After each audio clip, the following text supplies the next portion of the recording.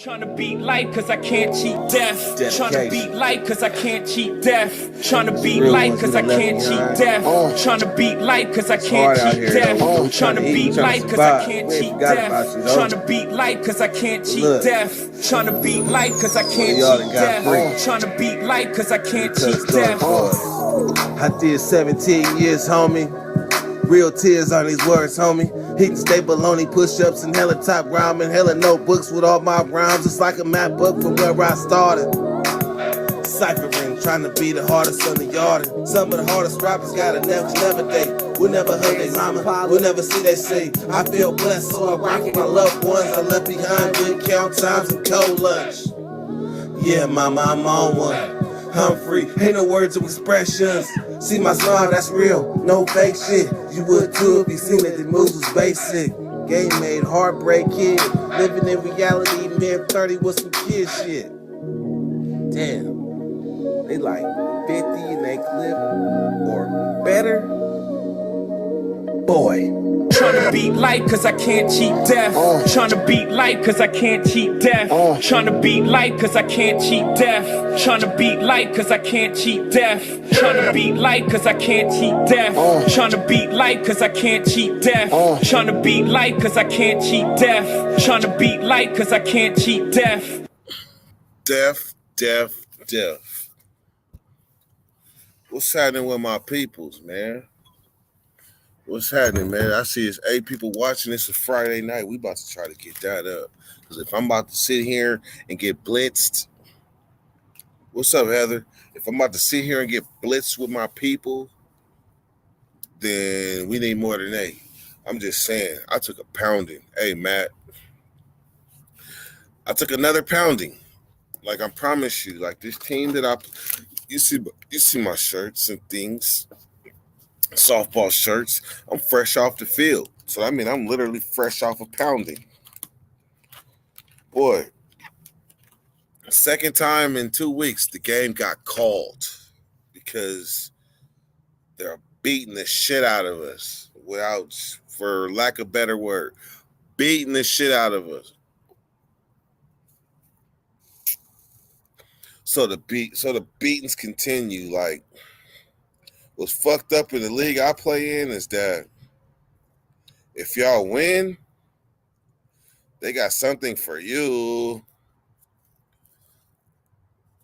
No, at a Rush Park. Matt, we got mercy rule twice. Last week and this week. I mean, everybody gets mercy rule once in a while, but last week was worse. I ain't gonna lie, last week was worse. But it don't even matter. Mercy rule. There's a reason mercy rule is in place. There's a reason mercy rule is in place. But let's talk real life needed mercy rule. Did you know that Grant beat Kennedy High School 84-0? Talk about mercy rule. I need to hear some fucking opinions about this. Cause I mean Grant is a Del Paso high school. True indeed. And they traditionally come and beat up on South area teams. Traditionally, North area teams come and beat up on South area teams. Am I lying? Shit. As long as I can remember. Shit. North area teams from Roseville, Folsom, Grant, even El Camino at one time. What is that? Mesa? One of the Mesas. Del Campo is kind of like east, but it ain't the South area. So I'm just saying, traditionally, South area be getting beat up on. Name a South area powerhouse in recent memory. Name a South area powerhouse. Right now, it's looking like Monterey Trails, though. Look like Monterey Trails is doing a thing because they rank higher than Grant. and they play Grant this week. Monterey Trails is like, Matt, Monterey Trails like right there, you know what I'm saying? But I ain't got no kids that go there. I'm just saying, though, they playing that Grant too. Johnson in the late 90s. I'll never forget Johnson had a running back named it was either Cole or McCoy. No, I think his name was Coleman. In 95-ish. That boy was raw. Coleman. I don't know where he went, who he played for, if he stayed with football. But for Johnson, that boy was raw. So, whoa, y'all got more schools in the South.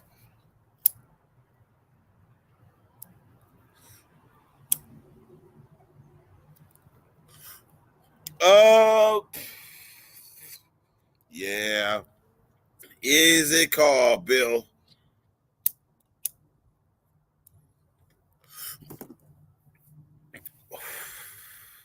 Damn. Damn, Matt, remember.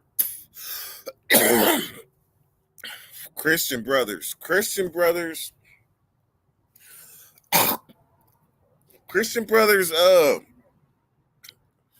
they wasn't making noise in a sense because Jesuit was always like they big brother. As far as like religious schools and shit, Jesuit was they big brother.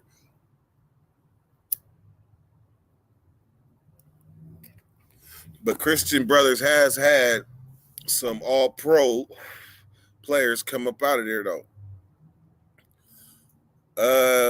What do you think about the Blade of Stockton Boulevard? LOL. That motherfucker is phenomenal. The Blade on Stockton is phenomenal.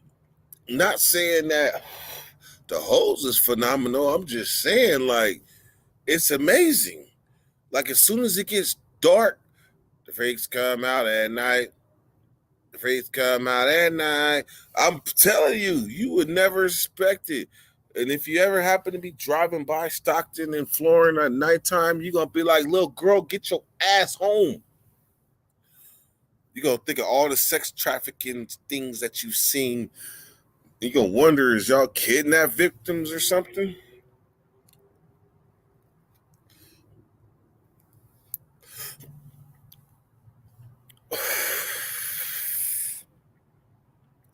Mass law student, what's good, man? Kennedy, man, Kennedy ain't never had no good years. Come on, man. I can't think of I don't even know if Kennedy has ever got close to winning a championship.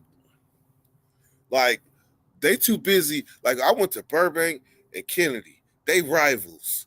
But ain't one of us ain't never been shit. Ain't no titles, ain't no section titles or nothing in the South area from the mid-90s on. I challenge y'all. South area sections, anybody? Any Johnson sections, Burbank sections, Kennedy sections, Valley High sections? I don't know a lot about Monterey Trails yet.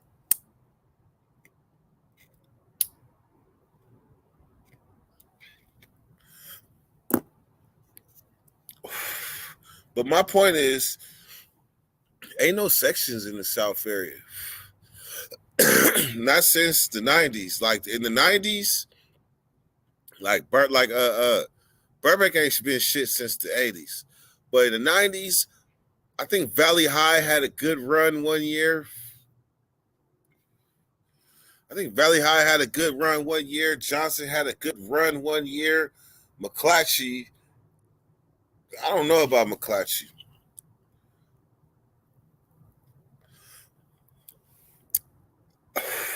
Hey, Heather, want to hear a funny story about playing Mariloma?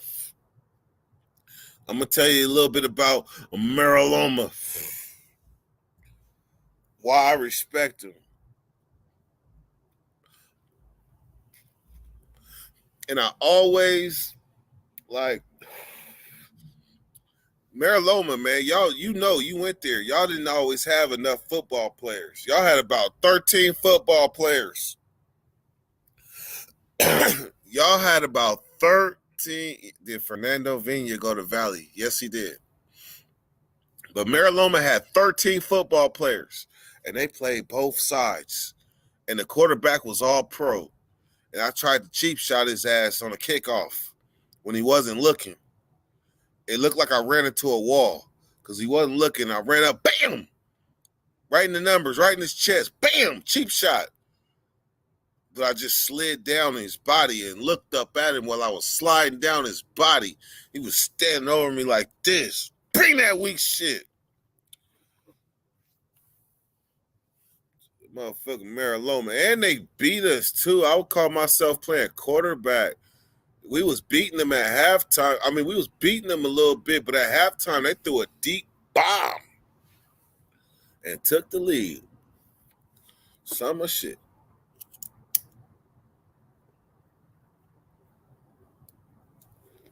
So whoop though. Grant just destroyed Kennedy. 84-0. Nigga, 0.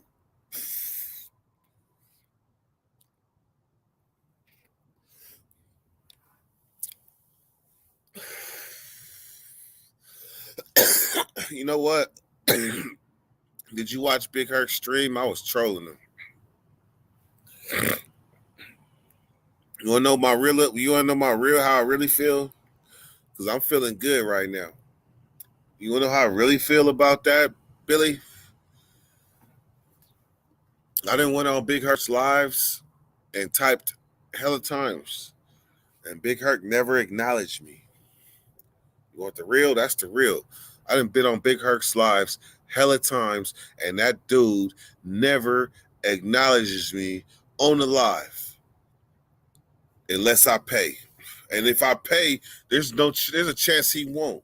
So to me, Big Herc think I'm just somebody that he interviewed and that's that, and he done moved on from me. That's fine and dandy. But I'm not coming on your lives no more. Fuck that. I'm not wasting my time. We all right, but if you ain't acknowledging me and I was just another pawn in the road, fuck that. I'm not going on no fucking Big Herc's lives. Let him stay where the hell he is. Nah, me and Big Herc all right. But I don't feel being like treated insignificant. I'm really from my city. Really from my city. Real still live in my city and all this shit. I don't even think it should be a 916 after their name.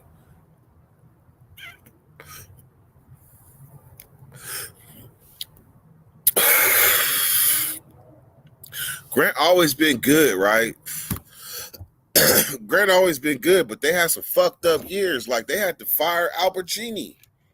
Like they main head, the motherfucker with the dynasty. The motherfucker dynasties. Shit. They had to let Albertini go because they started knowing what plays Albertini was running before he was even running the plays. They already knew which play was coming.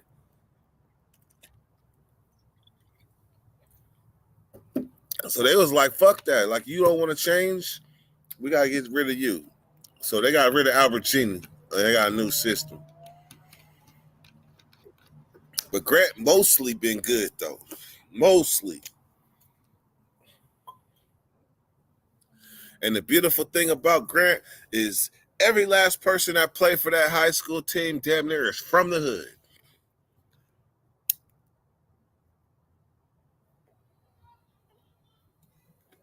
That's one hood that if you stay dedicated to your school studies and dedicated to your football, you can make it. And it's been proven time and time again that you can make it from Grant High School.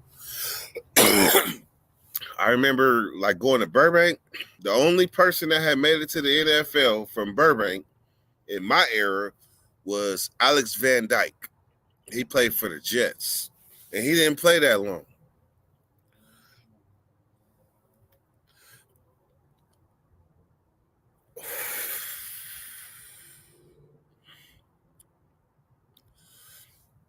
I just got off Weaves live with Big Lance. I don't know who Weaves is, Heather.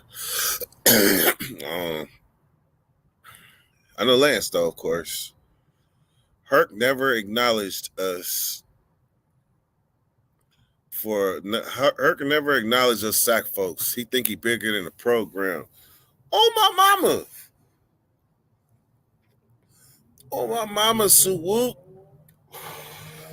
I'm just now getting to a point where I'm just fucking being brutally honest and calling it what it is. Call it what it is. Nigga, I've been in the comments like this. Hurt. I damn near was feeling like a old groupie or something. Hurt. Respond to my comment. I even put, did you see my comment? I even did all that shit. Straight disregard. Fuck that. I am somebody. I know who the fuck I am. Motherfucker act like I don't breathe. I ain't breathing, living and breathing. Fuck it. Fucking.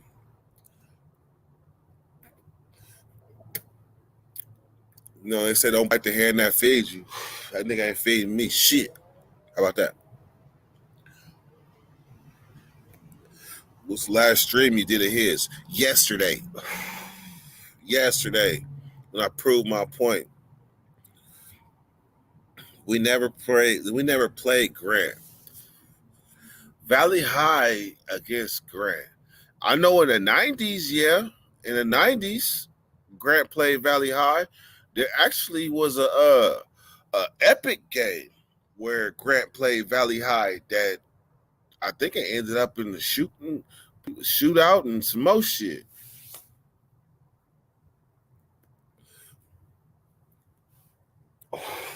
And that was like 96. I want to say that was 95 or 96.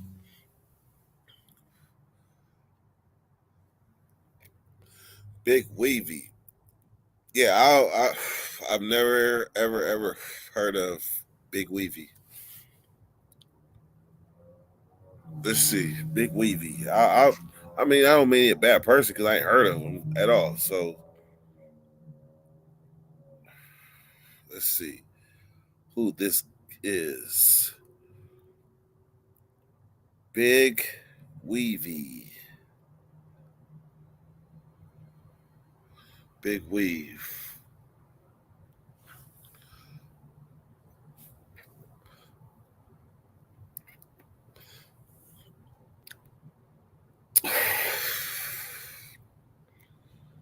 Okay, Big Weave V. V-E-Y.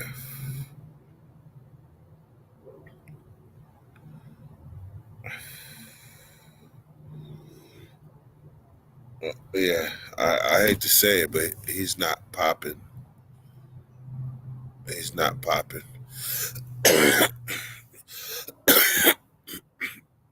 I remember someone donated on his stream and asked about you, and he said he hadn't talked to you in a while. I will say this about Big Herc before I go all the way on this rant. Big Herc, if I call, he will answer. If I call, he will answer most of the time. Let's see if he answers. Let's see.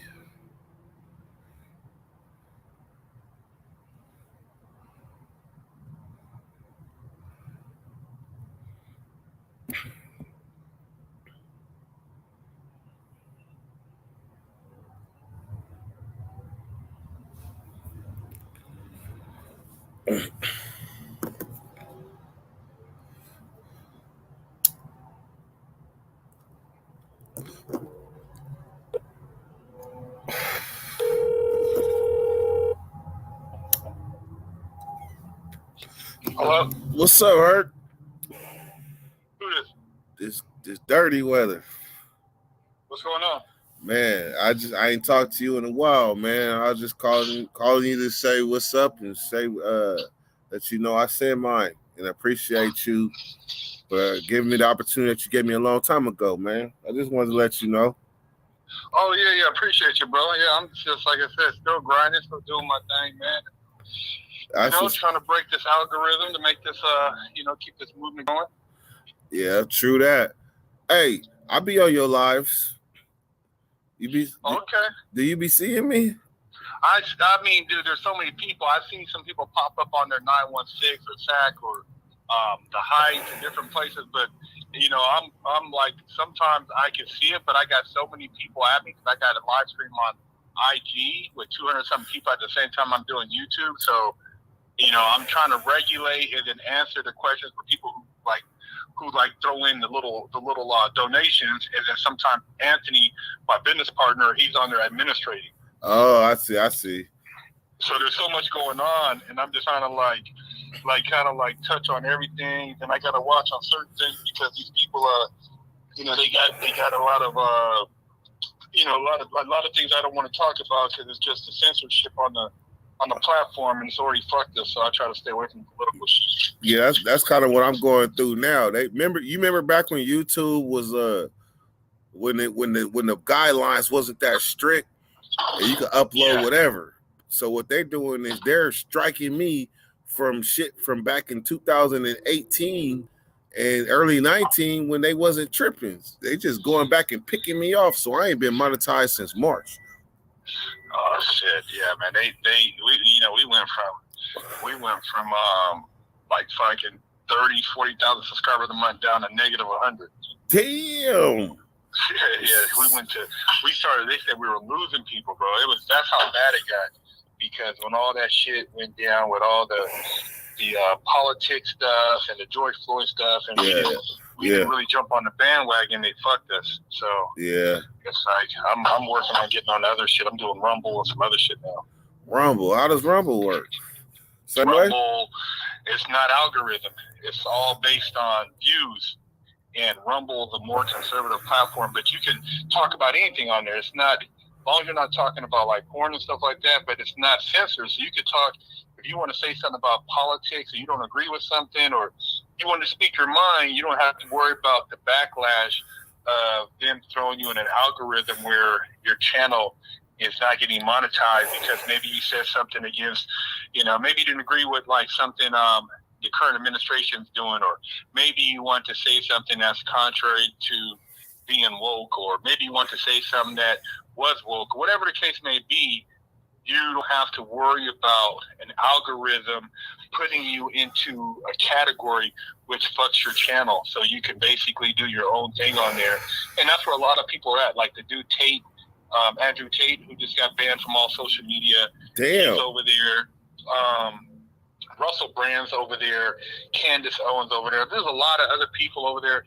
I think the Hodge twins, just different people that speak on stuff and that don't necessarily go with the agenda, the big narratives and stuff. Because like I said, if you say anything contrary, man, I mean, if I was talking about killing niggas, if I was talking about banging and all the glorification of, I remember back in the day, we were beefing with the niggas from the Heights, and I started up some beefs. Oh man, my channel be getting millions of views. Drama sells.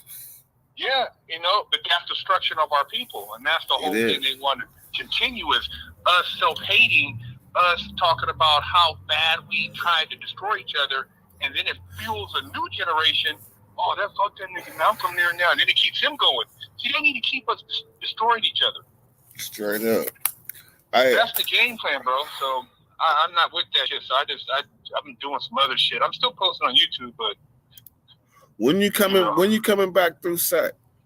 Oh man, I don't think I'm coming back through there, bro. I don't really have no reason to go out there now. My grandpa passed away. My mom don't live out there. I don't really have any family out there, and it's like a 10-hour drive from Arizona.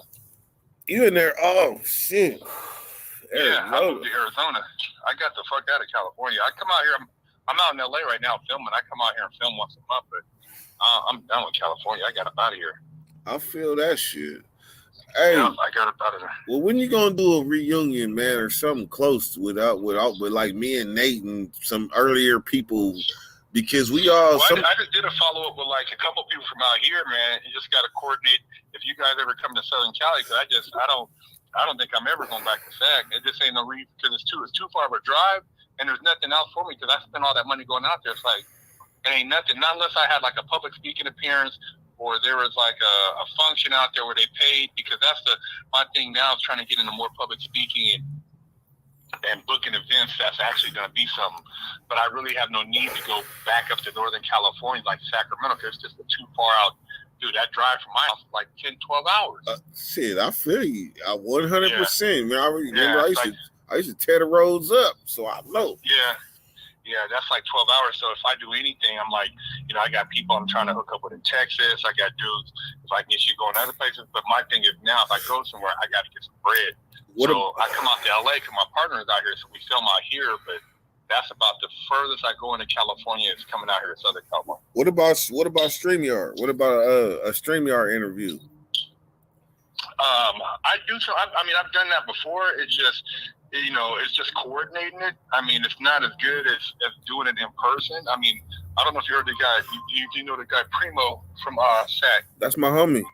Yeah. He's coming out here. Hold on, this is him right here. Hold on. What's up with? Let him know you talking to me and watch. Oh, so you already out here? Oh, okay, well then cool. You come through tomorrow. Tomorrow you can meet at 12:30 then?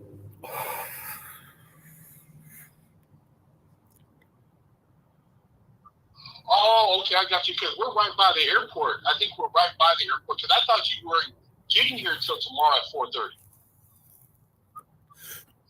Oh, yeah. Okay, can I see you? Yeah. Okay, I see you on Facebook. I'm like, damn, I think you already out here. Okay, cool. Yeah, so the interview will go quick. Shout out Pre. First, I guess at 11, so we finished early. We can get you a bit earlier, man, but I just wanted to space it out. But yeah, this hotel's pretty close.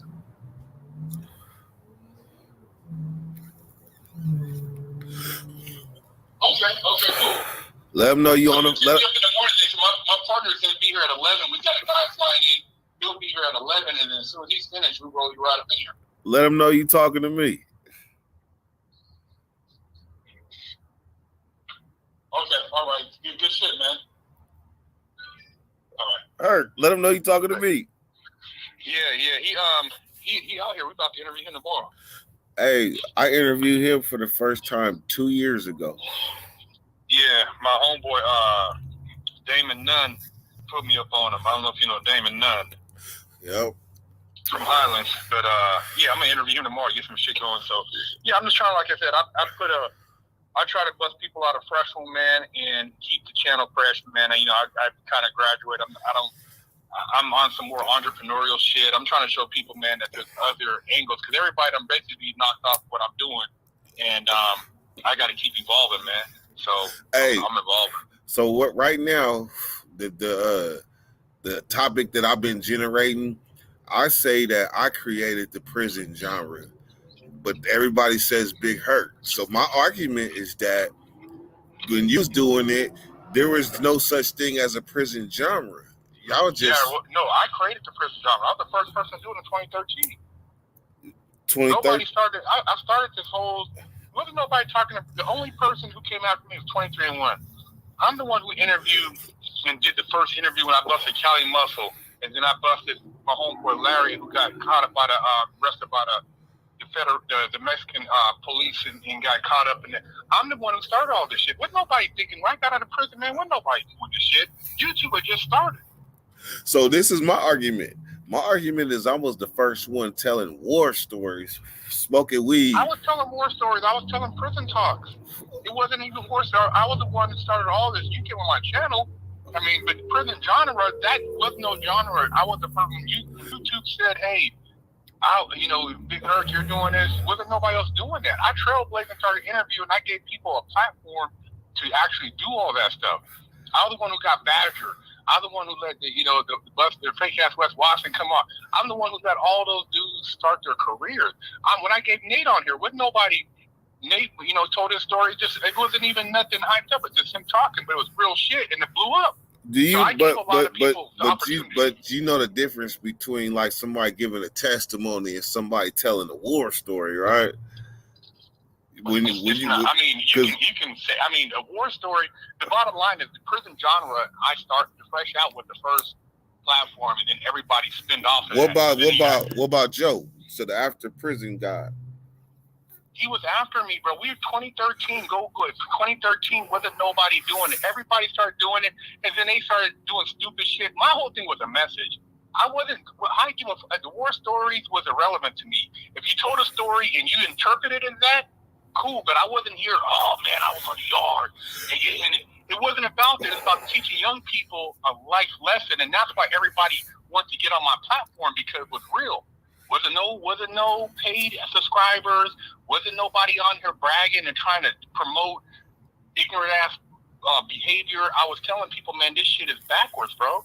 And I was trying to correct that because I made so many mistakes. So I started all that, and that's why professors hit me up, law enforcement hit me up, all these people hit me up, and that's why the channel grew what it is because of my genuine, as far as perspective on this shit being garbage. Did they know where to place you when you first came out, though?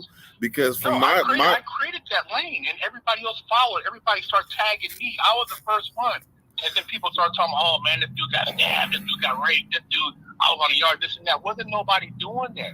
I was the first person. Yeah, you have people, oh, man, you've been to jail scared straight. But wasn't nobody, I wasn't trying to intimidate anybody to not commit the crime. I was trying to show that, hey, people change their lives. Hey, you know what? I gladly accept being one of your offsprings. I'm a big hurt descendant. And you know what? My only claim to fame is that I was the first one telling war stories and smoking weed with a low grade camera. I mean, my whole thing, it's not neither here nor there because my whole thing at the end of the day is creating a financial base, man. But like I said, I did this because I seen an opportunity when I got out to try to help people, and that was my thing. It's like I'm gonna lead by example. Are you still Are you still passionate about it as much as you was though? Yeah, that's why I'm still producing. I'm still driving out here 5-6 hours a trip to produce shit. I'm still out here spending money, and we're not. If I wasn't passionate and we're getting fucked like this, I would have said the channel. I don't let it go. But I know at the end of the day, when shit changes, when this political climate changes, I'm gonna be at the top of the food chain. And I'm going to get a presidential pardon because I'm not on there doing stupid shit. That's why I would never do all that stuff on TV because that's not what I'm projecting for these young people. I'm trying to show you that that's what they want us to be, and that's not what we're capable of so much more. When one of these rich conservatives say, hey, Big Hurt, yeah, you talk about busting cheeks and wig splitting, but you've always been consistent, and you've always stuck by your values no matter what they did to your channel. Hey, man, I'm going to offer you an opportunity to become blah, blah, blah. Here's a couple million. That's what I'm waiting for. So I'm bidding my time because I stuck to who I am. And I ain't tried to switch back. You exercising 9/10 of the game. Yeah, that's what you got to do. You know what I mean? It's like, if you look at some people now, do you see, like, and I don't knock them, but, like, Callie not eating food, farting and shit. I mean, dude, you can't go from, it's like me. If I wanted to get views that bad, then I go on here and start doing stupid shit. I mean, dude, you got to stick to what you know, and people will respect that long term. You go back and forth, and you start doing shit like Whack 100, stirring up all this shit, man. You think, that's short-lived. You know what I mean? Yeah, so you can't go talking shit, all that stuff, calling the police on people. You can't do shit like that and have longevity in this game. Those are fly-by-night, man. I've been in the game almost 10 years talking about the same shit.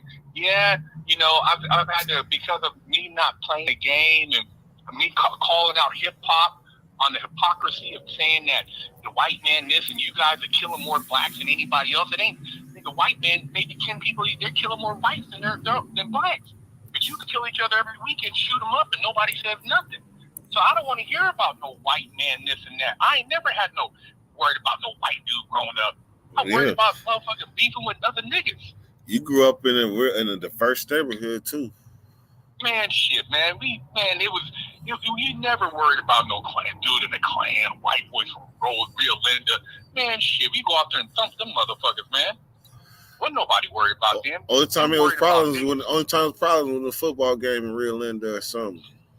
That's when you would have a problem. But you know, the gist of it is that nobody wants to talk about what we don't want to clean up our own house. Yeah. And they use us for everything. They use us for a fucking fake movement.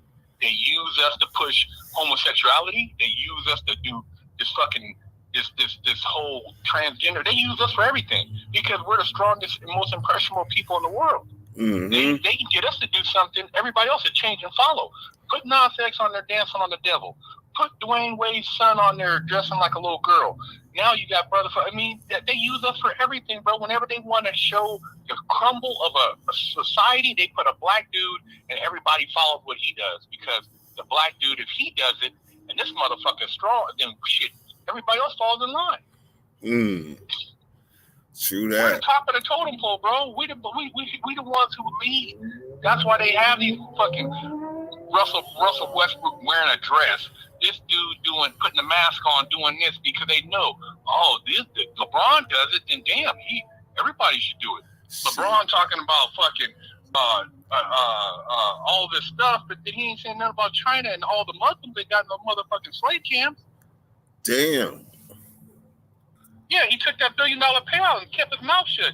You want to talk about injustices and slavery and reparations? Talk about the Muslims over there, all the Africans and people over there in China right now in these intermittent camps, bro. Nobody talks to them, so it's all hypocrisy, bro. Damn. You gotta look at the big picture. These people are being played. Snoop, all these dudes they play that, man. Think about back in the day. Remember when they had rapping and nobody talked about gang banging? You might know a dude on the street like, oh, that nigga Crip, that nigga Blood. But he didn't talk about it because that was off limits. That was the cutoff. Remember, you couldn't rap about that because that was another. But now when the label said, man, go ahead and rap about it. You want me to talk about blood and shooting these niggas? Yeah, talk about it. Here's the bag. Now niggas is talking about it and it turned into a whole nother level of violence. Man. I remember, man, in Juvenile Hall, Boys Ranch, 29th Street, motherfucking the Flats, the Creek Mob, Del Paso Heights, Oak Park. Yeah, niggas go on the weekends, you might funk with a motherfucker, but you come back to the Boys Ranch, oh, what's up, blood? Oh, cuz. You talk, but it was respect. It wasn't like you just gonna kill a nigga because at the end of the day, you talking about, oh, nigga, I sold 6 zips. Oh, nigga, I got rid of, this song, so he grind. You get money. It wasn't like killing each other, but they turned all that around where now motherfuckers is on kill shit, and it just wiped out any type of black communication or leadership, even among the different gangs, because you knew certain dudes that were respect. Oh, that's Big so-and-so Dooney. That's big. That's the Pater from Whoop Whoop, or that's Snake right there. Or that's Day Day. You know, these are niggas you still live with a respect thing. Yeah. But they've lost all that. Damn. That's the truth. I can't even. Hey, everything he's saying, I can't even dispute. That is the damn truth. Like them, like everybody, like everybody you just named. These are legends to me. But if you talk to one of these young niggas, they're gonna be like, who? Like, where he at? You don't know about like Pookie Low, Snake, a lot of these dudes like OGs, like Q-Bone from my hood, like just dudes who laid it down. And at the end of the day, man, it's like, at what point are we gonna stop destroying each other? Yeah. Because if we were doing it together, everybody can own. You can own the sack. It's a big enough pie with enough slices. You name a country western singer who's talking about killing another country western singer. Name me one. Them big white boys got ranches. They got not hundreds of acres. They got 1,000-acre ranches. Them niggas, Dale Earnhardt, them they balling, bro. Some of these country western singers, man, they got acres. They get together. They have whole functions and don't nobody shoot each other at their functions and they're drunk as shit. Why? Damn. Compare it to a black thing. And now you get a bunch of brothers together, go to the parking lot, I guarantee you somebody will be killed, bro. You can never have a black function at that level without somebody getting killed. And it could be a small town or a big city or a big city. A small one. But you have country music festivals, everybody. I've been people dancing, drinking, hey bro, having a good time. Ain't nobody trying to kill nobody. Damn. Hey, you know what? You sure know how to make me look at life different real quick. A lot of people don't want to think about it like that because we're too blinded by what they're telling us, man. And it's a cold game, and they keep everybody on the same page. And if I say this shit, if it was on mainstream platform, this shit would be demonetized. They don't want to hear that, man. They don't want to call. We don't want to call each other out. You know, they want you to be, oh, you're a big this and that. They want you to stay asleep. Never came out here, huh? They want you to stay asleep. Stay asleep because they don't want you to wake up the youngsters. If you had an OG talking to you like this or telling you different things, and these youngsters like, damn, man, you know, because think about it. You see those kids in Chicago, 11, 12 years old, they got Dracos. Who are they going to kill? Another black man. You see, they don't even let you grow up. You get 12 years old, kill them young. 12 years old, they teaching you how to actually teach to kill, not shoot. They like kill. This is how you do it. Exactly, man. And it's another dude that looks like them. So our whole culture is based on destruction, bro. It's sad, man. You know, we talk all this thing, want to talk about how man, they ain't gonna give you shit. You know the reparations, man. Man, go to Africa. You know how they were getting the Africans, man? Other African tribes. White people could not go into the brush, man. They couldn't survive the malaria, the disease. They stayed on the coast. They was having other tribes go enslave other tribes and march their ass and march them all the way to the water. Exactly, but ain't nobody said, "Hey, Africa, why don't you go pay these blacks from America the reparations?" Because what they'll tell you is like, "Hey, man, it was the times. Everybody was doing it." Yeah. So. You know what I mean? Nobody wants to own up. See, they want us to make us keep thinking we're weak. As long as we keep begging, we'll never look to ourselves and say, you know what? We don't need y'all. We can get it. Because we can get it. But they got us feeling like we don't have we don't have no capabilities. Yeah. That's the trick, or they try to keep it just out of reach. Keep it just out of reach to justify their actions. You know what, though? We allow them to do it. True that. They don't need to keep it out of reach because if you get too close to it, I'm gonna kill you before you get to it on my own. So they don't even have to do nothing. It's like, hey, show this black guy, that black guy, tell that black guy is not down with it, and that black guy kills him for us, and we don't even have to do nothing. We just sit back and watch these black people self-destruct each other.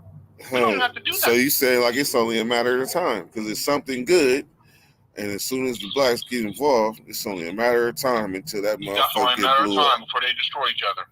We don't even have to do nothing. Man. They don't even have to put it out of our reach because they give it to us. And then they turn around and tell you the other guy that you got it, and they know that those other people are going to go predatorily take it from you. Do you ever see that happen in the Japanese culture? Nah, they work together. Yeah. Do you see how many people been getting killed in Sacramento lately? Yeah. In this Somebody last... told me on the live stream that they just arrested some dude out there who was from LA killing somebody. Dude, this is disgusting, bro. Some of these people, man, these black girls robbing people on the subway station, these kids smashing, grabbing. Man, that whole movement was to create another generation of delinquent young black people, man, so that they would mentally be programmed to go to prison. Kids who would never steal started stealing. Who? Think about it. That never started steal. That used to steal white people. No, but I'm saying kids who were going to school, who were good kids. Now they said, "Oh man, we can get away with it," because they made it seem like there's no consequence. So see, it's a trick, man. They think you can get away with something until they crack down and you realize you've been set up because now you bought into the total society anarchy belief where you can get away with stuff. So You don't wanna really, do so you say really our goal should be to bust through the limitations set before us. Well, you gotta look at you're playing. You're playing. They're playing Chinese checkers, and you're playing regular chess or Yeah, checkers, and you're not understanding the game. And all these people did was trick you into self-sabotaging yourself and your kids. You got kids smoking weed. You got those black girls, lesbians, got their kids smoking 2 years old. Why would you do that, man? Why would you have your kid smoking weed? Why would you have your kid twerking? Why would you show a kid a gun like that? And you're not showing them how to go shoot a rabbit or go hunt a fucking deer. You're showing them how to shoot it and point it at another person. yeah. You're programming your kid for self-destruction, man. Your kid will be in prison within 10 years. You know something hurt, man? I remember when I was in growth school, my PO I asked him where he saw me in a year, and he said prison. Same thing with my teacher, my 12th grade teacher. I asked him the same question. He said he seen me locked up. He said it convincingly though, like they seen something. Whatever they saw in me is what could be used to save some of the youth today, I believe. Because I can't explain what they saw. But you got to show responsibility when you come with great position comes responsibility. So you got to lead by example. You can't lead by example if you're not putting out a good example, man, and you're not telling the people the truth. I remember you told me that about that first war story. Remember, I was like, man, take it down. He was like, man, you got to give him the raw. All that sugarcoat fluff shit is fine and dandy, but this is how they need it. I remember. Kids know when you're lying, and then at the same time, kids call you on your bullshit. Straight up. All I'm saying is, like, at the end of the day, man, if you want to have something grow and be genuine, you got to be genuine in who you are. And when a person sees that, they're like, oh, this person is always the same. He's never changing. Therefore, that allows you to, in the universe, attract that which you are trying to send out. Consistency. Yeah. You know what I mean? I'll never, just to get views, I'll never get on there and start drinking, doing stupid. That's not me. I don't do that. You know what I mean? You got to be genuine to yourself, man. And like I said, find out what your audience is, and those people will come. But you got to sell. If you're selling out, like, it's like you're going to be a rapper, and you don't have to be talking about killing, but if you want to be Benny the Butcher or some of these other dudes and talking about this and that, look at him. He been shot. The other dude, he got Boosie been shot. All these dudes, and they keep talking like this. But see, you get the money, you think, oh man, that's part of the game. That's not necessarily part of the game. I can tell you, there's plenty of CEOs and people who are black, white, and who have never been shot. Yeah. So it's all about where you're mentally at, man. But yeah, at the end of the day, man, that's the big picture, man. You got to look at the bigger picture, and it all depends on where you want to be in life. You know, some people are cool just having a little roof over their head and, you know, getting out here doing their thing, talking shit. And other people are trying to make real changes in the world and trying to move mountains, man. It just depends on where you're at and what you want to put yourself around. The level of conversation, there's different levels of conversation. Yeah. Hey, I noticed, like, whenever, like, you come into an arena and you really don't know what they talking about, the best thing to do is shut up and listen. And I promise you, you're going to learn a whole lot more than just trying to talk something you don't know. Yeah. Hey, but before you fill my brain up with too much game and knowledge, I need to ponder on everything you told me, man. You probably might have changed my life. You don't even know. I needed that little pat on the back, like, get the game, man. What you doing? I needed that. Little do you know. Well, like I said, man, keep doing your thing, and you know, your boy, you'll see the interview, man. We're about to get down tomorrow, so I'll keep you posted on it.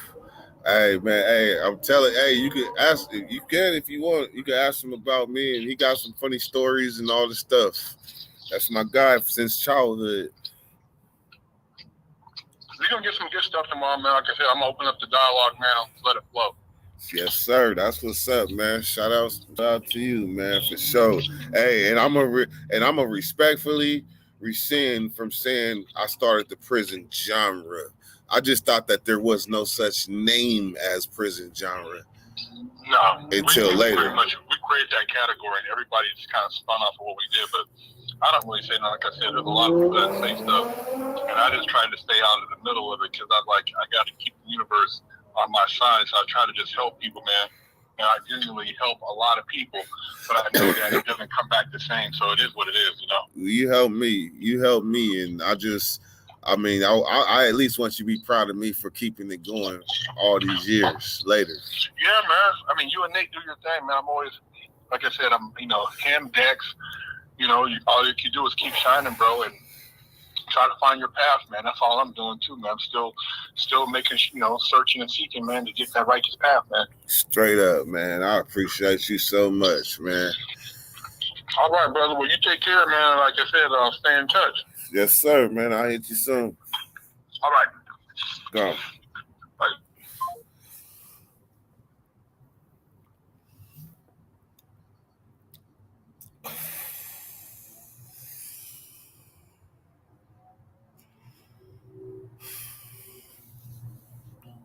I don't know what to say.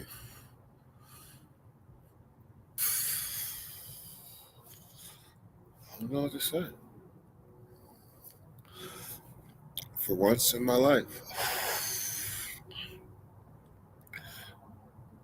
I am at a humble space and lost for words.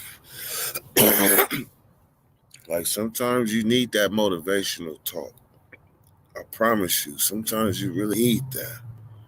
Sometimes you need like somebody to be like, look, man, this what's going on. Bruh, check this out. Look at this. Boom, bang, boom, bang, boom. And it's on you to open your eyes. Like, I literally was saying I started the prison genre. Only thing I can say is I really I consistently blew up the world. The YouTube genre with the weed smoking and telling the story. But clearly, that's the grandpa. Big Herc is the grandpa.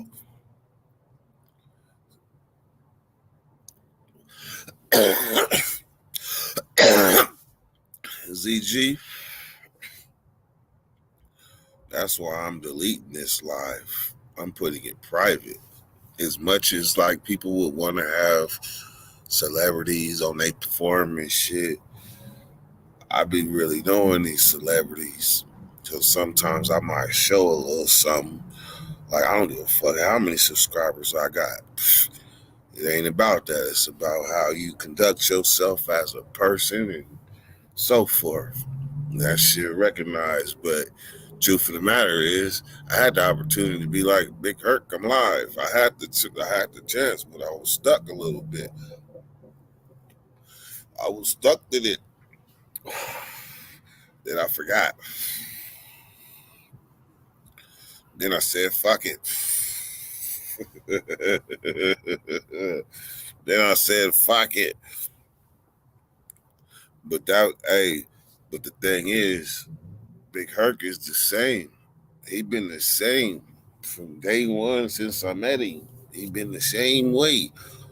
That type of person can talk to somebody, whether they on camera or off camera. They ain't gonna say nothing out of pocket. He been the same way. I respect that. That was straight funky fact. You know, he was live. That's how he spit so raw. I would do the same thing. I feel that. I promise you. I promise you, Z. I was stuck. But I have these conversations with a lot of different YouTubers behind closed doors. And it be raw like that. One day y'all will understand Dirty Weather, what the name Dirty Weather means.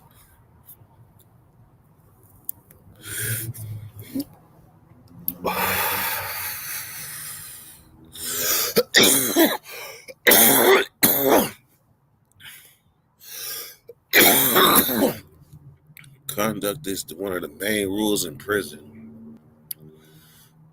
Code of conduct. Code of conduct.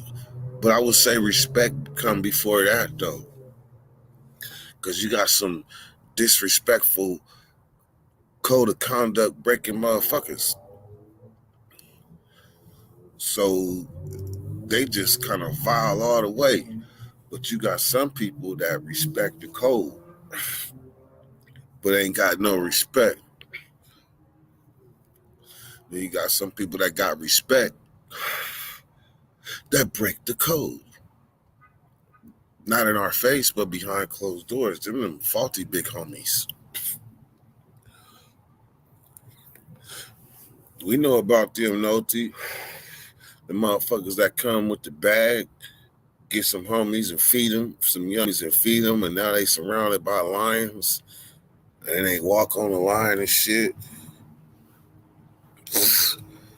Bullshit.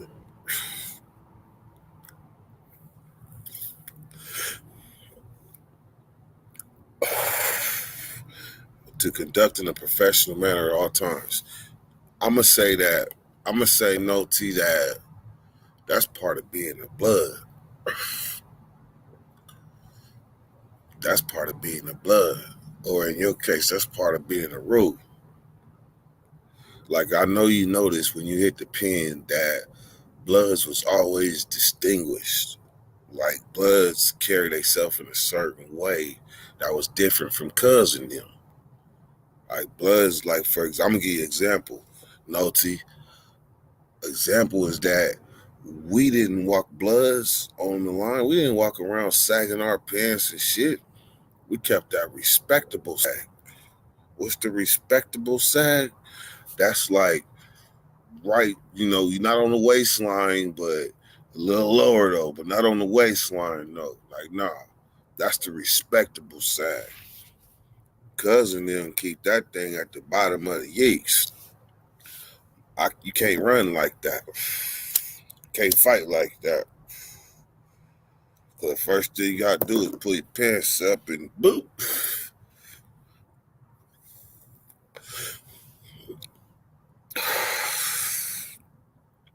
Have you ever seen a swastika face tattoo? Yes. Yes, I have. Most of them motherfuckers in the shoe, though. Like, you wasn't going to see that too much on the main line unless you in, like, high desert or something. And then you got white boys walking around with fuck it. Fuck it.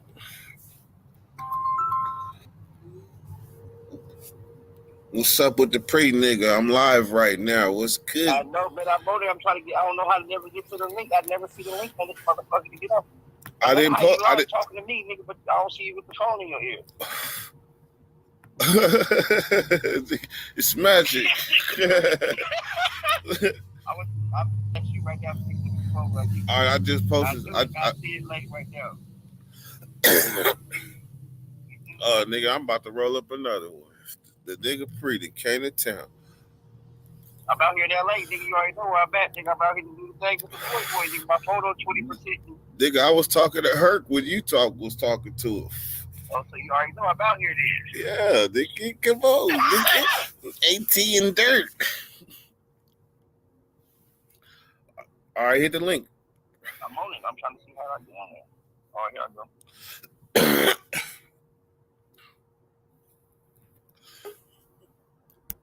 I'm gonna end up deleting this live though.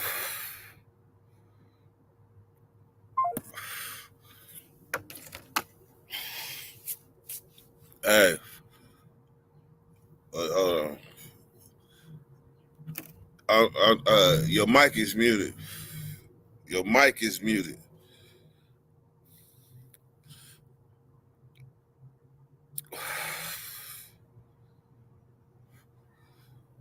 Bam. All right, say something. There you go. All right, I can hear you. I seen the little light was on. I'm only on like 13%. My shit probably gonna go dead on this. What's up, though, man? Oh, shit, man. Shit, just tripping off reality. Guess who in the chat right now? Who? That nigga Nick Nolte. That name sound familiar. Nolte. Well, you might not. You might have came a little bit later. Nolte was like in 06. Oh, yeah, I got there in 08. Those two was 06, 07. Y'all got their 08. What's that in 08? Hey, I just wanted, once I heard Big Hurt talking to you, I was like, oh shit, this nigga said it was time. Hey, I'm in here, man. This is where you at right now? I'm in LA, man. I'm in Inglewood. I'm in Inglewood, man. I'm in Inglewood, man. I'm in Inglewood, man. The Primo nigga I done pulled out to the wood where it's good at, man. Did you fly or drive? You know I do those driving, man. You know I'm gonna play with it, man. I mean, shit, man, Mr. International. You know, you can call it that, man. I just like to move around, man. It's an opportunity of a lifetime, man. You know what I mean? You can sit down with a nigga and try to help you make some better shit happen. Nigga, I'm telling you, nigga, I'm rooting for you. I'm gonna pull up, you know, I'm gonna try to show out, man. I'm gonna show what Dirty Weather done showed me, man. I'm gonna try to put it into play. Yes, sir. Hey, did you do your research and things? I mean, I did a couple, you know, I'm really just gonna go and see. I mean, when it's pure and it's real, you really don't even need nothing but just that, my nigga, you know what I mean? Do you got your channel ready? I mean, shit, because your channel, I promise you, once you do that, you gotta have an outlet for the people to come holler at the pre nigga. Because I'm telling you, it's gonna be like a traffic jam if you don't unplug it. You need a place for them to come holler at the pre nigga. That's what I'm saying. So I'm gonna put me a little more content out there. I'm gonna put up a couple more videos out there leading up to him releasing the one that we about to do today. Hey,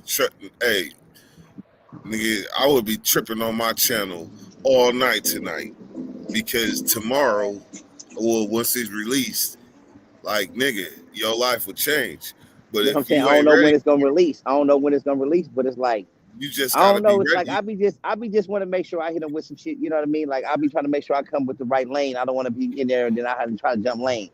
Whatever I come in that's what I'm doing. You being you is already that.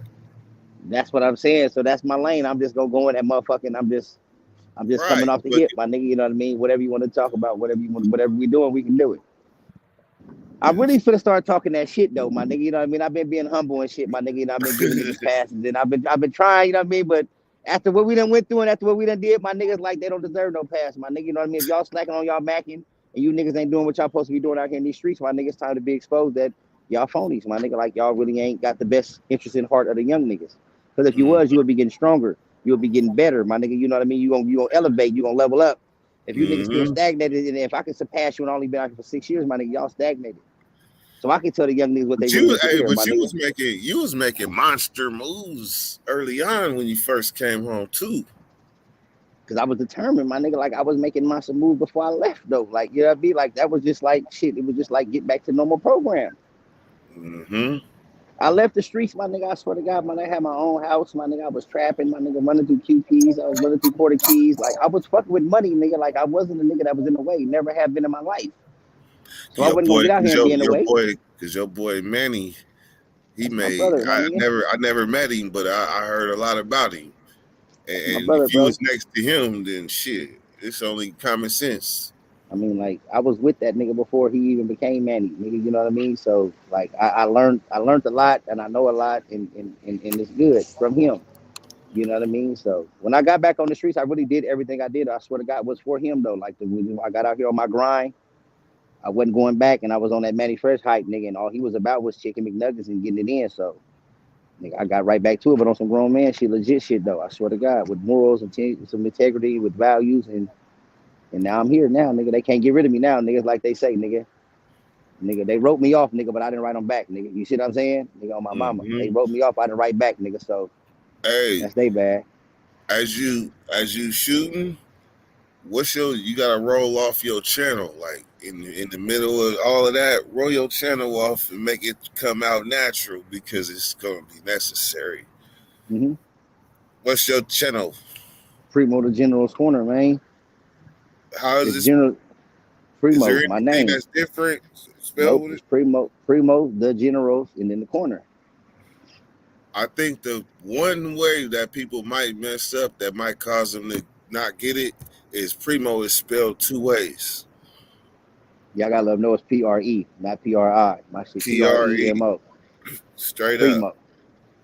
Not Primo. Once I let them know that's the only thing you got to learn. As long as you know the Primo name, once you put that Primo in correctly, shit should pop up like you want it to be. Straight up. I'm finna go ahead and advertise that cut dog too, man. You know, I got them Ruchis. I'm finna throw them things on there. So it's like I got hella different shit. Like I got content to show niggas, like, you know what I mean? I'm not just talking to be talking to my nigga, you know what I mean? Like, Man, I got 50 bands. Can you hook me I up got with 50, I got people? I got Can you hook me 50 up with bands in the people garage, my this nigga, you know what I mean? You know what I mean? Just sitting there, my nigga, that's hard working, you know what I mean? I'm really finna show these niggas up now. I'm finna make them really mad, bro. They was already mad. I'm gonna really make them mad now, bro. Like, fuck all the bullshit. It's time to show them. And you see That what my green- shirt say, nigga? You see what my shirt say? They better respect that, nigga. They better get on that time, nigga. They better get on this time, nigga. They better get on the, and I'm just what I'm saying though.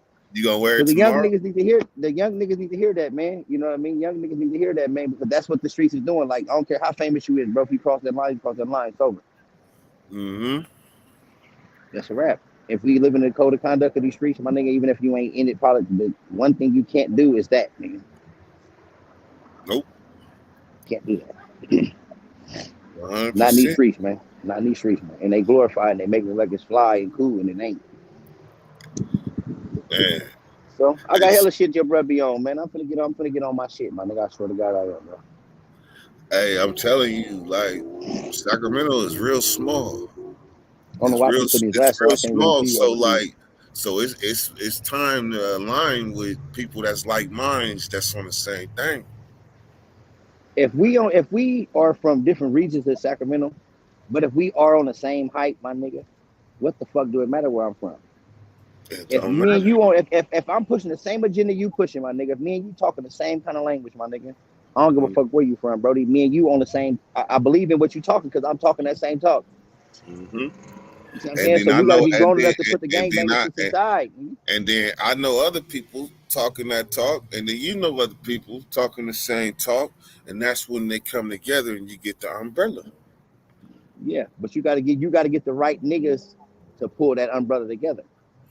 Because it can't be a me in there. It can't be not one nigga in there talking about me, because it's not about me. It's about the weed part, bro. Mm-hmm. You gotta go find niggas that's on the weed movement, my nigga, because that me shit, my nigga, about what you is and what you is and what you is, that's just one person, my nigga. We together stronger than just me, nigga, on blood we is. So I'm thinking, I automatically, you already know, I already got about 4 or 5 people in mind already. But I'm just saying that as long as they don't like my same page, they ain't always got to agree on everything. But nigga, that shit needs to be heard. There has to be a part where I don't agree with certain shit, because I mean, like, we are not all the same. So you want to say, but if you could make me understand what you're talking about, I'm willing to give you that chance, though, my nigga. You see what I'm saying? Just because I don't agree with it from the beginning, but I will still let you shoot your shot to let me see why you might want to think I should agree. And if your shot is worthy of making me understand, then I will, because I'm not tunnel vision, my nigga. You know what I mean? It's not only my way. Like I say, I'm not the me movement. I'm on some weak shit, so I'm willing to hear you out. But some shit I'm just not going to agree with off the gate, off being heard. I need to see some shit first, bro. I think in them debates is where the young niggas really learn. In them debates, when they see people debate different things that they've heard, but they wasn't there for, and when they see it argued out like something in court, I think that's really where they get their most game from. Like, you ever seen 2 niggas is arguing all the time, man, but you just them young niggas that's sitting back in the cuts and all they doing is nodding their head, like That's how you get because they soaking up a misunderstanding. They're gonna try to find out how is it resolved, my nigga. You see what I'm saying? And if 2 niggas is having a misunderstanding, a bunch of 2 young niggas and young niggas is watching, and it's resolved with a proper, all right, I feel where you're coming from, but I'm just saying with that no more. I'm not feeling you. It ain't gotta blow up to be a bomb. So like I said, the young nigga, like you said, they is listening. So if the OG niggas really show them the real game and be like, we can have a misunderstanding amongst me and my nigga, and it's always don't gotta go to war. If they learn that at a young age, my nigga, that'll go further in the game, bro. Because it could be more misunderstandings than it could just end with just words. So because that's what they watch is growing up. So Charleston White, I remember talking to you about this before. Charleston White said, literally, fuck this young generation right now. You got to go to the ones up under them, like the 8, 9, 10, 11, 12-year-olds. It's once you get past certain, it's too late. Now, what do you think about that? No, that nigga kind of, I don't know. He be saying some shit sometimes that he be having some points, and then he be saying some shit sometimes that's off the wall. I don't, me myself personally, my nigga, I believe like you got to deal with the young niggas that's of age right now. Yeah, the young niggas is important too, the ones that's up under them. But you can't skip past then. It's like, then what the fuck you think they finna inherit when you gonna be really fighting against what you didn't take care of in front of them? You see what I'm saying? So you got to take care in front of them first before you get down there to the next generation. Nigga, if you couldn't handle the ones in front of them, how the fuck you think you gonna get the babies? Them niggas ones gonna be the harder ones to learn because they don't really know nothing. You better get the ones that think they already know some shit, nigga, so you can try to show them niggas otherwise. That what you think you know, little bro, you don't really know it. Because he was literally like, take this generation, ball them up, throw them off his way, and start here. He the same nigga that be talking about trying to send niggas to jail. So I'm not really, you see what I'm saying? Like, I can't relate to that, my nigga. Like, anything you talk about sending a nigga to incarceration and you on here bragging about niggas getting go to jail and all that, like, to me, my nigga, like, you lose all credibility. Don't give a fuck if you come with the best thing that you might say out your mouth secondary.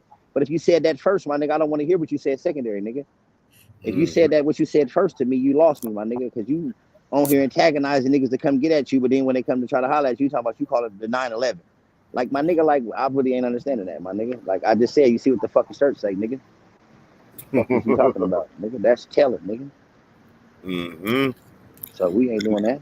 I mean, Boosie was like, I don't want to talk about that, nigga. Then they gonna get the police on you, nigga. I'm scared of that nigga. And that motherfucker, what did he do? He turned up pressure.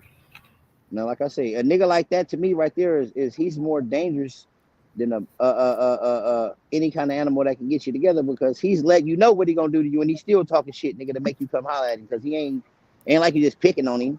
He fucking with you first, then you come to get him together and he talking about 9/11. I'm low too. I wouldn't want no problem with that nigga either, nigga. That nigga's in that nigga triple CMS. Yeah, then I see you with the guns, with the drums and shit in the nigga. Like you with the active gangster shit, but then you talking about the 9/11. I'd rather for a nigga handle mine in the streets, my nigga. If I did something wrong to a nigga, my nigga, don't send the police at me, my nigga. You should want to get me, my nigga, because I wronged you, nigga. I didn't wrong the police, nigga. You see what I'm saying, nigga? Come get me, nigga, because I got you, nigga. The police ain't involved, nigga. All right, so I got another question. And this is there's no right or wrong answer. Lately I've been feeling wrong about pushing the agenda of niggas fighting. Like, niggas fighting. And I clearly know that niggas ain't fighting no more. So I feel like for me to sit here and tell a nigga, yeah, be tough, go out and beat niggas' asses and all that shit, but it's the niggas that's not with the fighting that's really coming the winners, because they still here with their family. So I feel kind of wrong for pushing that agenda and saying that. I think I need to push the agenda differently and tell them, like, niggas ain't fighting no more. So why is he talking about how tough he is?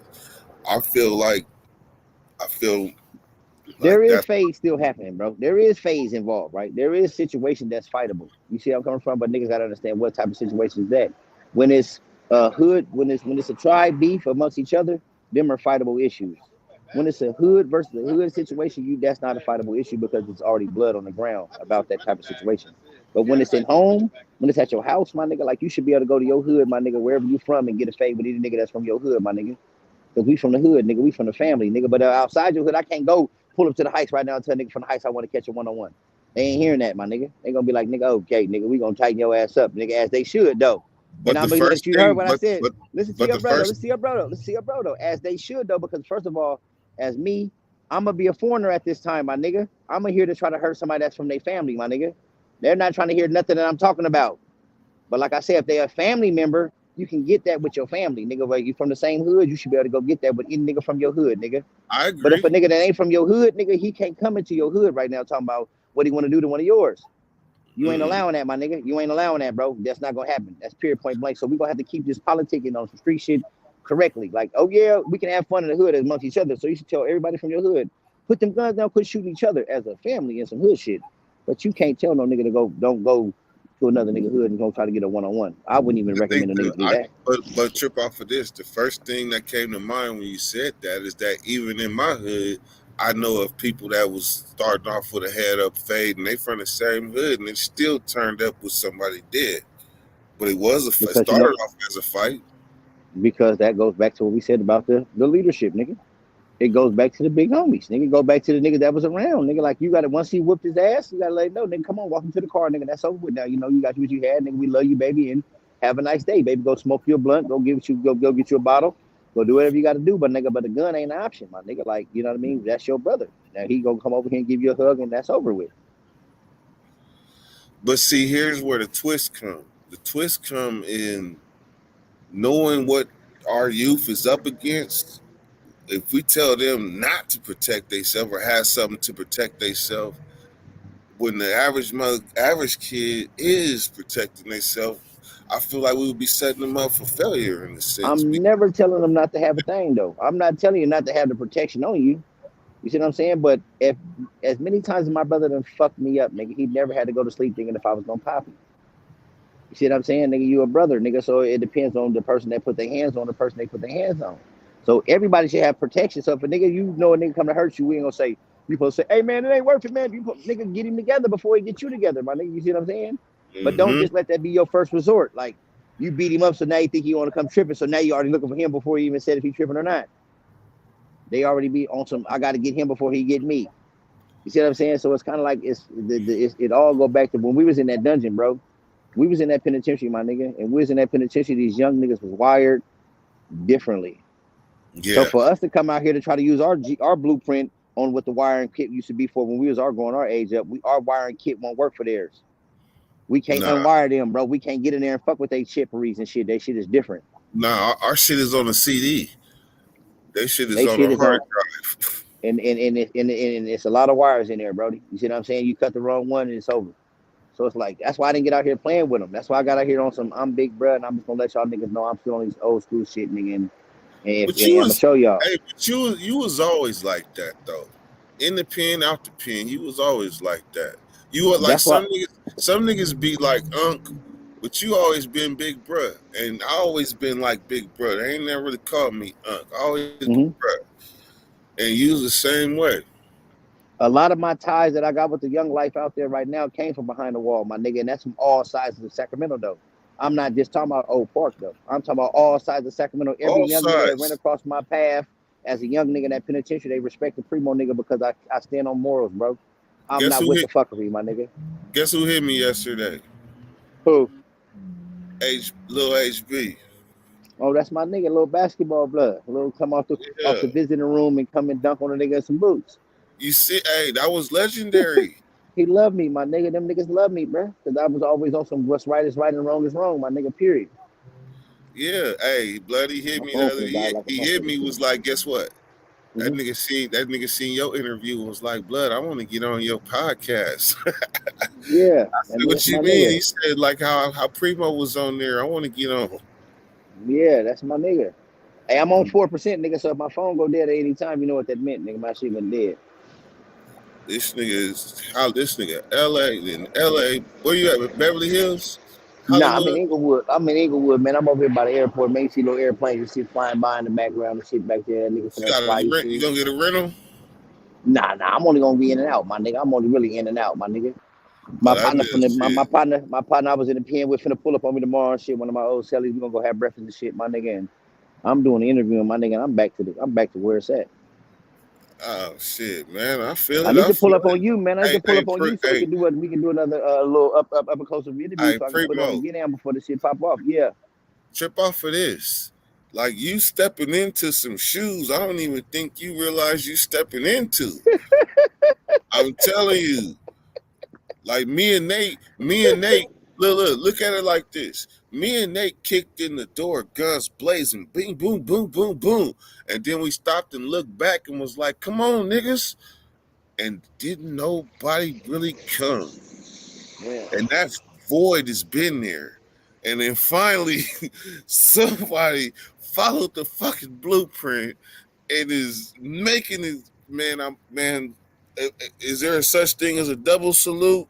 Like a double? Man, it's all love, nigga. I'm taking what we talked about, my nigga. We done walked the yard, my nigga, together, my nigga. I was on a thing. Let me tell you, I watched your thing the other day. We was talking about it just because I didn't pop on there.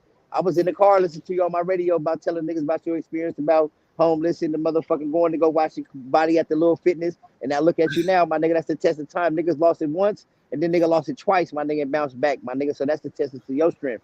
You see how I'm coming from, nigga? So if it's meant for you, it's meant for you, Brody. You just got to be patient for it to come, bro. I swear to God, nigga. So I paid attention to it that day. I watched you. Even though I couldn't click Straight on that up. day, but I swear to God, nigga, I watch your shit, Brody. That's why I'm come on, my nigga. I'm one Hey, of the ones that is listening, my nigga. I'm one of the ones that's going to listen, Brody. Even though I got my own stature in the streets and my own name in the game and all that, my nigga, I'm still a nigga that don't think I know everything, bro. I'm willing to learn, my nigga. If a nigga willing to teach, I'm willing to learn, bro. Straight up. straight up. Hey, and you already know I ain't nothing but a phone call away. Well, I always call you. See, I called you right now. This was the only thing. I was on live. I see my nigga thing. I called you. I couldn't get the Hey, link. I don't know why. I can't never find a link. hey, but the funny part was when I was talking to Hurt and you called Hurt. That's had me like, Yeah, I'm already down here. Like, nigga, I see, but I'm happy he seen my get down, nigga, because my post on Facebook was about nigga out here for opportunities to help a nigga change he his don't. life. So he I seen don't. what I said. I don't think he know how much we know each other though. I don't think he I know. mean, you know, well, like I said, Hey, bro, but it's a no. lot of shit motherfuckers don't know. Hey, but here's the thing. Remember, one day your name might be like Primo the General 916 or something like that. So all you gotta do is carve your own path, but connect it. And nigga, I think you're gonna boost my views because you I mean, we gonna fuck with it, bro. Right, you're gonna tie the We gonna link fuck with it, because bro. you're gonna tie the knot. Because guess what? You got interviews with me and Nate already. Mm-hmm. Nigga, you got an interview with me in your house, in your room, Yeah, on my mama. under On my your mama. light, with your I swear. poster in the back. Yeah, on here. Real shit, real shit. I've been talking the same shit I'm gonna be talking right now, my nigga. So it ain't like I just jumped on this, my nigga. Like this has been me, bro. I just feel like I had to have some content to put out there, my nigga. Now I'm 6 years in, bro, and I done did some shit. I done experienced some shit, my nigga. Now let's talk about it, bro. Are you ready? Are you ready to get married to the YouTube game? I promise you, Dirt. When you fucking with me, you'll be like that nigga. I could put my phone down and sit there. And I told you I'm tired. I'm ready to talk that shit, bro. No, but that's a commitment though. That's a yes or no. Are you ready to get married I'm ready. to the YouTube game? Well, let me tell you, I do. I said I do. I do. That's right. You know what I'm Okay. saying? I do. So you jumped the broom. All right. I'm on. So I'm now, on that motherfucker. Tomorrow's my wedding day. you are a YouTuber and an influencer. That's what you are. Well, You are a YouTuber and an influencer. And tomorrow, everybody's gonna know. Well, I'm sure ready to go tomorrow, my nigga. You know what I mean? I'm popping up on that motherfucker, man. I'm a show represent the Sacramento shit the right way for sure. Definitely, because that's what it's all about, my nigga. We home base, nigga. I'm representing home team, man. Hey, I'm like, man, I'm proud of you, but I seen this coming a mile away. I just wish Teddy B was here too, because I just see my nigga on there, man. He just went to court the other day. With us. He should be here with us, because guess what? In general. 2023, I'm finna step in. Like, man, I'm telling you, I didn't already align with the biggest people in the game. So okay, all right. I gotta be honest with you, Free. The nigga Herc didn't know he was live, but I kind of got stuck and it didn't tell him. So I'm about to delete this live and then call him and tell him. But I might make it private because he was shooting that shit, nigga. He was on the phone with you while he was on your live. Yes, but he was shooting that shit. But I'm a solid nigga, so I mean, he didn't say nothing out of pocket, nothing out of line, nothing. Like everything was as if it was an interview or something. So the motherfuckers that's here that heard it, they got to hear some Rosky Dosky. Yeah, Rosky Dosky. So, but this one is gonna be private. I might cut that out and then just keep ours on that because you come with Rosky Dosky too. Well, you already know I'll be at this shit tomorrow, man, in the morning, man. You know what I'm saying? But like I told you, when I get back to town, my nigga, we can do something, post up together. You know what I mean? Pull up, I can sit there with you. We can blow some woods, have a drink or two, and we can introduce you to the cracking, bro. Good. It's all good, nigga. But don't go get no chicken and waffles though. This nigga's a thug, you see. I'm finna stay my motherfucking ass over here in my motherfucking bar. My bitch, I put my location up in the air. Nah, I'm just over here. I ain't no motherfucking body, man. I'm on square, man. You see, I'm out here dressed. I just don't fuck with the rats, my nigga. I just don't. I gotta tell everybody exterminate the rats, my nigga. That's it. Pre. Pre. I'm about to tell you something you ain't heard in a minute. If you ever heard it, I promise you, Pre. With them glasses, nigga, you look like Baca, blood. I'm on the B. On the B. Like Baca. Nah. With the Let me put him glasses, back on, man. man. I'm telling you, That's my nigga. nigga. That's Any an nigga intelligent from black Oak man. Park, that know Baca. This nigga look like Baca. That's an intelligent black man, my nigga. So I'm doing something right, my nigga. That's one of the smartest niggas I know right there, my nigga. You know what I'm saying? Hands down. That's one of the smartest niggas I My know, my nigga. nigga. You know what I'm saying? But I can't see myself up close and personal with the glass. That's why I keep putting them on and off and shit. But since I am in LA, I keep putting them on because I do want to make sure I can see what the fuck is going on, what's going on. But yeah, though. I'm Nigga, finna get back in here, man. you was one of the niggas play video games hella late night, huh? Nah, nigga, hell nah, nigga. I just lost my eyesight in that penitentiary. Hey, I'm on 1%, nigga. My phone about to die. Hey, it's all love, nigga. I swear to God, nigga. I'll bring one of Hey, your moms nigga, sometime before I do make the us interview. proud. Nigga, make us proud. Yes, sir. So y'all that got to witness this live, y'all got some good shit. Some good shit, huh? Stevie Johnson. What's up with my guy? Nick Nolte, C-Dog Cooper Show podcast. Real talk, yes, sir. That's why they call him General. Gotta change the way we think and react in front of the young ones. The hood was solid when it was a no drug policy. Indeed. Nigga, the prison lines was solid when it was a no drug policy. Cause Nick Nolte, there was a time in the 90s get on your shit for doing drugs. Then like when the late 2000s and shit came, then it was like do your drugs but do them respectfully. That that was when shit got sketchy. But in the 90s, it was a zero drug policy and shit worked out just fine when it came to that. If we heard nigga was snorting, we was on this shit. Shit happens.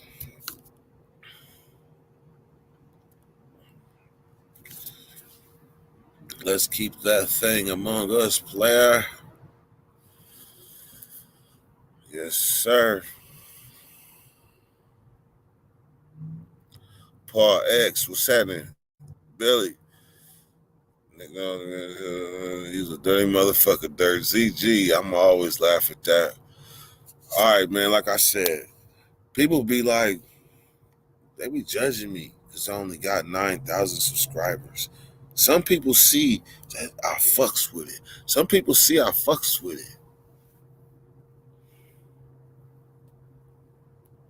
I just sat here on a whole ass live and had to listen to why I wasn't the creator of the prison genre.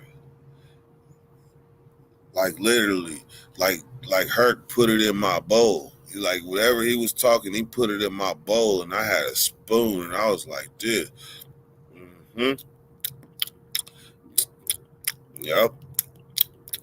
I had to. Shit, I know my first YouTube post was 2013 as well, but I was only making prison content. But when it come to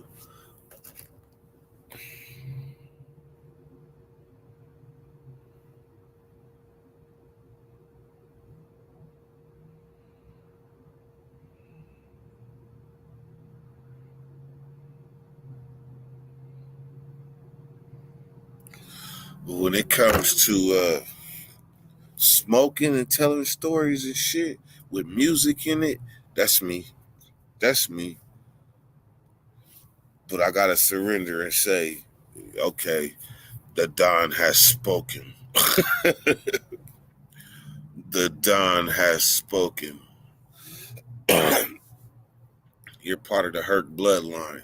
I got to say, I am a big Herc descendant.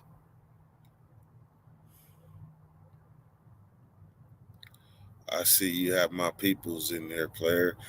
Hey, Davey, if you ever miscounted me out, I promise you, let me say it in less words as possible. Throughout my life, I've made many friends, and I have not burnt many bridges. So therefore, I have many friends. And through my experiences in life, whether it be where my mom moved, sports, juvenile hall, prison, travel, I always made sure I left myself with respect. I probably didn't know what I was doing when I was young, but I kept my code of conduct to where one day, like right now, I'm able to reap the benefits of that code of conduct because I'm one of the most approachable people y'all know. Straight up.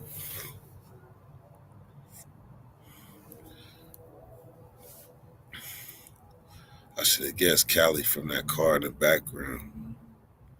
Indeed. Indeed. What's up, Malik? Man, real talk, then shit went out the window. Where y'all from? Cause in New York, I don't remember the 90s being no drug policy. Okay, so you in New York? You in New York? Well, in California. In California, amongst Bloods, for sure. More specifically, the SAT car. Because I promise you, there was probably OGs that was fucking with heroin because that was their drug of choice. Like they had their own personal relationship with heroin to where they could function on the line. And so, like the no drug policy, when I hit the line, I was 18 years old, and I was seeing Bay niggas walking around with Visine bottles on the yard, doing all that shit, nodding out on the yard, on this level 4 yard that I was on. But we had a policy amongst the Sacramento car. Like, if you fucking with hard drugs and we find out, we on your shit. But chances are the people that was fucking with shit like heroin, because there wasn't no crystal back then. It might have been some crank, but it wasn't even none of that. Motherfuckers was on papers. Heroin, papers. That's what they was on back then in the 90s.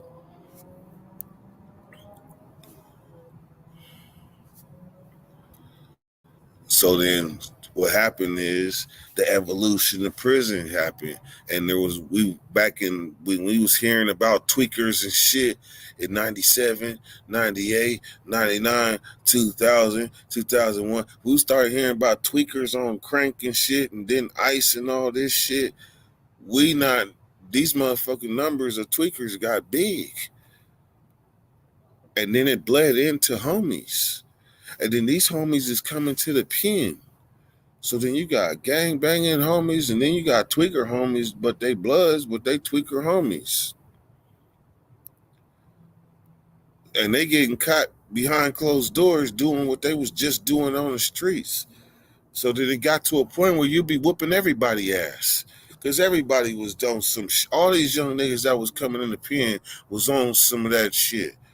All these young niggas, you had to whoop the whole young nigga car at one point in some prisons. I promise you, in Solano, you would have had to whoop the whole young nigga car. Shit.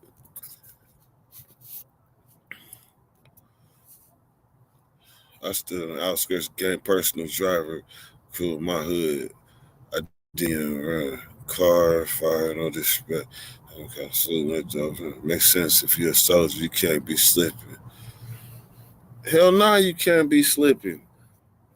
I promise you, if we heard you was snorting boogers, you don't even want that rumor, because then the thing comes down to who you buying it from.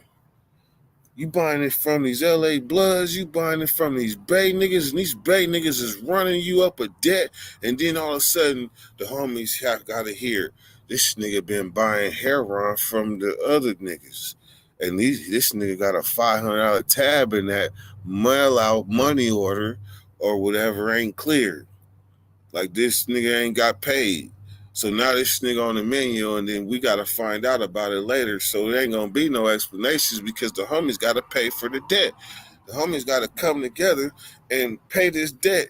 So if they come together and pay this debt, then you paying with your ass. Not literally, but you gonna pay. You gonna pay.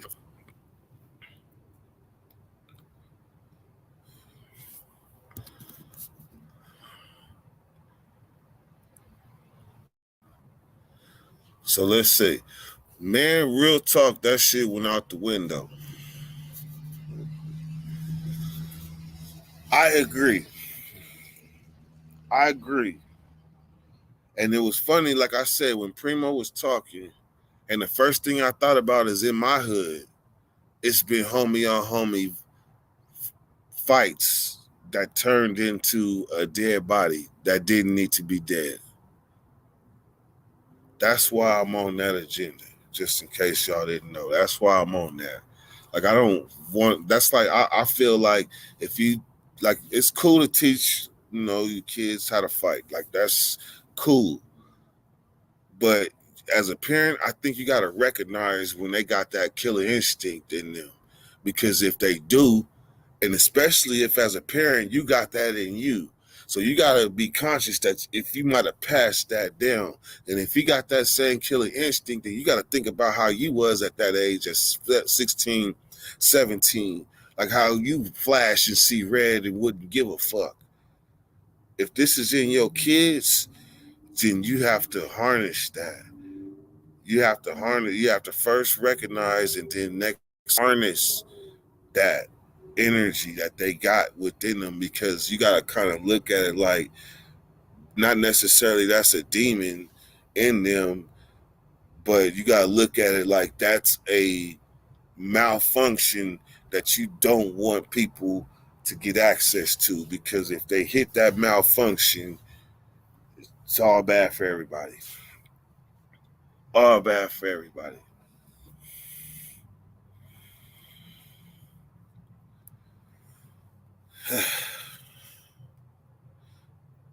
That fear instinct is just as dangerous. I'm going to tell you something about that.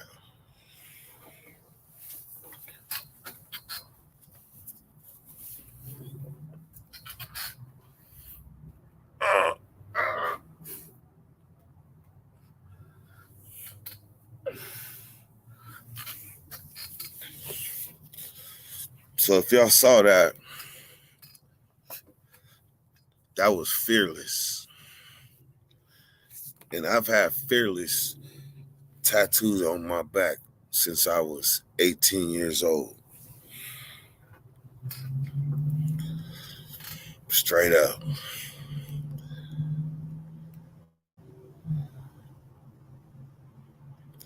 So when you say the fear instinct is just as dangerous, I gotta say, what do you mean?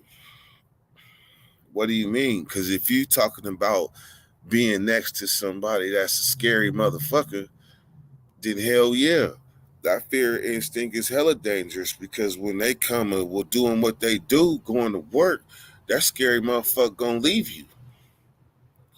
So that fear element is hell yeah, dangerous as shit. You don't want to be with nobody gonna leave you when that shit get hot.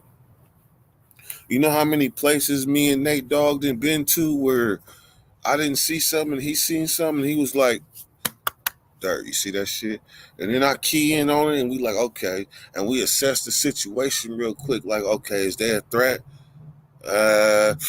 Nah, they just capping. And we go back to doing what we do. No doubt, I'm saying a scary dude will snipe you from a distance because he don't want no smoke. Guess what? I agree. There might have been a time I might have had a dissertation about that, but that only requires a yes or no answer, and the answer is that is yes. A scary dude will snipe you from a distance. He will snipe you when you go back because he don't want no smoke, or he don't want no further smoke. Like y'all might have already handled it like men, but he don't want no further smoke because that first thing you put on him was hectic and shit. So he might not want no further smoke. Sometimes you gotta know when you've won, and you gotta hit that throttle in the truck and idle down. Sometimes they have to do that.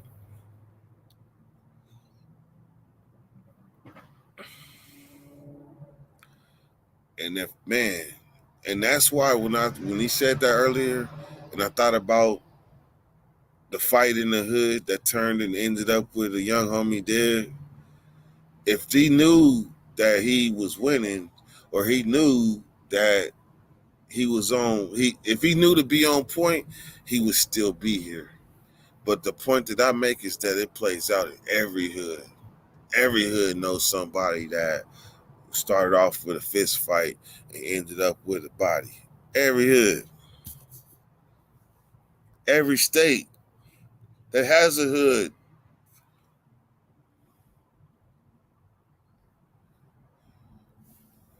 Let me say that again.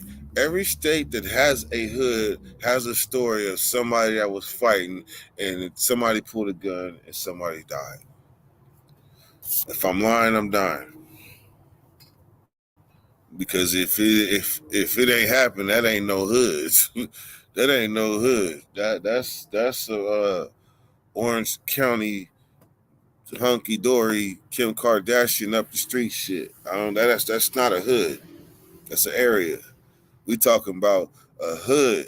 Any place that has called themselves a hood has a homie that has died as a result of a fist fight. Whether they was a bully beating on somebody, and finally the person that was beating on decided that they wasn't going for it. Rest in peace, Dice. Rest in peace, Leon Peoples.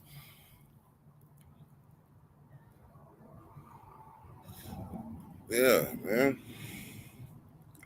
Sometimes the people don't like getting bullied and they fight back. All right, man. I rambled on long enough. I got some fire ass casserole with some summer. Hey, Nate, with some real summer sausage too. Like real summer sausage like we had on the line. Mixed with some macaroni and ground beef. I'm telling you, that shit is screaming. Man, my acid reflux about to be fucking up. I'm telling you. Nick Nolte, you already know I know. That's really what it was too. Rest in peace, Dice. All right, man. I appreciate all 20 of y'all. I hope all y'all hit that like button. I'm not necessarily gonna. Damn, man. I'm in a dilemma, Nate. I'm in a real live dilemma. Like when I had called Herc, right, and Herc was talking, and I neglected to tell him I was live. Like I don't be doing shit like that. Like that go against what I be doing, right?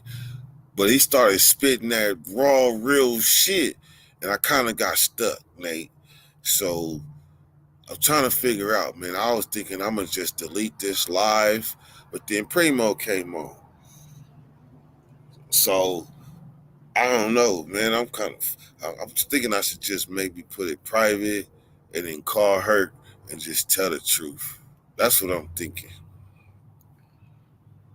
Because this guy, there's too much knowledge in this live to just delete it. It's too much game in this live. Salute. Glad I ran into this channel. Straight up. Nick Nolte said, much love, Dirt. Tomorrow, another day, loved one, for sure, man. All right, man. Y'all have a good one. Good night, Nate Dogg. Good night, Mara Holdings, Nolte, Skyler, Malik, Davey Johnson, Smack. Man, I want to go fishing tomorrow. You got my number, man, for real. Like, I'm feeling it. Earlier the better. Paul X, C-Dog, man, the Cooper Show. That's what's up, man. Good looking on coming through and things. Billy, I know you at your bedtime. It's probably 2 in the morning where you at. CG, that's what's up. Hey, so if y'all wake up and this live is deleted, you just know that y'all witnessed a great live, and understand. I shouldn't have done that, and it was wrong. Man, I don't think he gonna be mad. Call him first, then make your decision. That sounds fair. That sounds fair. All right, I'm gonna call him and then I'll make my decision. All right, man. Y'all have a good one. Dirty.